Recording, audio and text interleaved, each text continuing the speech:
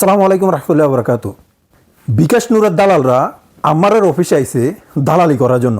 চলুন আগে কথাগুলো শুনে নিই।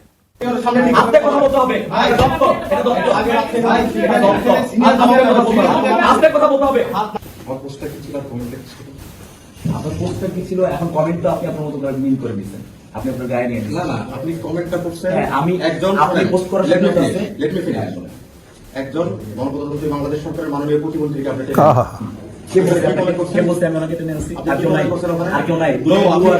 আপনি কি মেন করছেন এটা আমরা বুঝি না।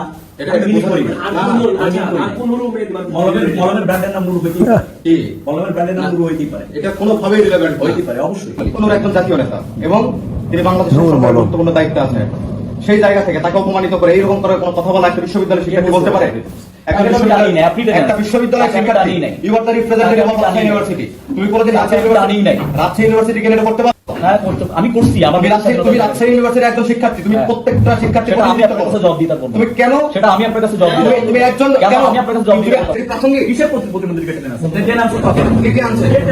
নুরুর কথা কে বলছে? নুরুর কথা এরা এনে রাজনীতি করতে কে বলছে? নুরুর কথা কে বলছে? উত্তেজিত হয়ে কে বলছে? কমেন্ট করো, কমেন্ট করো। আমি মানতেছি না, আমি তোকে টানি নাই। নুরু আমার কাছে তুমি ইম্পর্টেন্ট ছিল, তুমি আমাকে একটা প্রশ্নের উত্তর কেন দিলে? পোস্টটা কি লিখছেন? তোমরা কি কাজ করছো? পোস্টটা কি আপনি এখানে বিপির দায়িত্ব নিয়ে কি বার্তা বলেন? আপনি ব্যবহার ল্যাঙ্গুয়েজ ঠিক করেন। আপনি যে ল্যাঙ্গুয়েজ ইউজ করেছেন একজন বিশ্ববিদ্যালয়ের শিক্ষার্থী হিসেবে সিনিয়র জুনিয়রের যে সম্পর্ক আপনি সেটা ব্রেক করছেন। আমি আপনি যথেষ্ট আপনি ঠিক আছে, ওকে, আপনি বলেন। আমি আজকে কথা বলছি একদম সিনিয়রের সামনে আজকে কথা বলতে হবে। আজকে কথা বলতে হবে। আজকে কথা বলতে হবে। একবার আজকে কথা বলতে হবে। আগে আজকে কথা বলতে হবে। কথাগুলো তো শুনলেন, কথাগুলো বাক বিতণ্ডগুলো শুরু হয়েছে ফেসবুকের একটা কমেন্ট নিয়ে। সেই কমেন্টের মধ্যে লেখা আছে বিকাশ নূরে নাকি মলম নূর বলছে আমার। এটা নিয়ে শুরু হয়েছে যত ঝামেলা।